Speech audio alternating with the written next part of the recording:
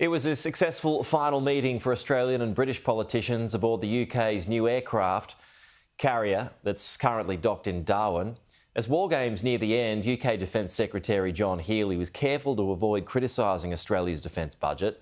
There was also no answer on if our Navy will join the strike group in the upcoming freedom of navigation exercise around Taiwan. The HMS Prince of Wales bristles with firepower. As we saw, it also has a cafe below the flight deck and a gym to exercise in, making it a modern warship in a dangerous new world. Well, we're in a world now where threats are increasing.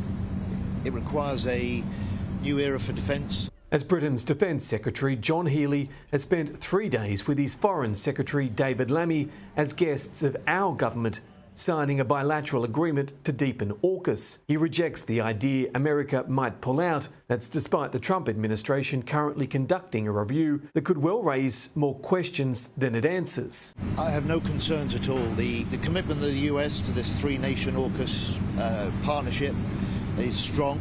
I think we'll come out this with a stronger sense of partnership, the three nations. And while Britain is pulling the trigger on its own defence spending, John Healey is careful to avoid shooting down our government's modest uptick, telling Sky News. It's what you spend that counts, but also how you spend it. We're working together to make sure that we are more ready. By being more ready, we're more able to deter the conflicts that we want to try and avoid. When asked if an Australian warship would join Britain's carrier strike group in an upcoming freedom of navigation exercise through the hotly contested South China Sea, the answer was perhaps as vague as the fog of war itself.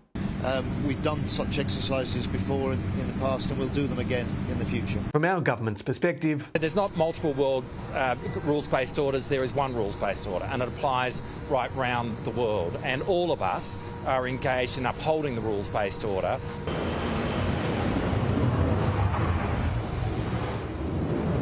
As our northernmost capital, Darwin serves as a key defensive hub for Australia.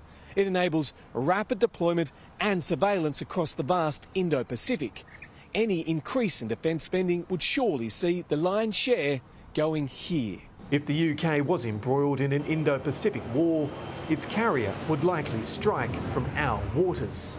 We're really mindful of how significant our northern bases are. They're being heavily utilised in terms of exercise, Talisman, Sabre, and we will continue to roll out that investment and see the increase in capability across the north. And as we wait for our first co-designed British AUKUS sub to arrive in the 2040s, the UK has revealed to Sky News it's sending a nuclear attack submarine down under next year as it practices, prowls and protects our patch, easing pressure on our ageing Collins-class submarines, calling it some of the early demonstrations of what the wider AUKUS partnership will deliver.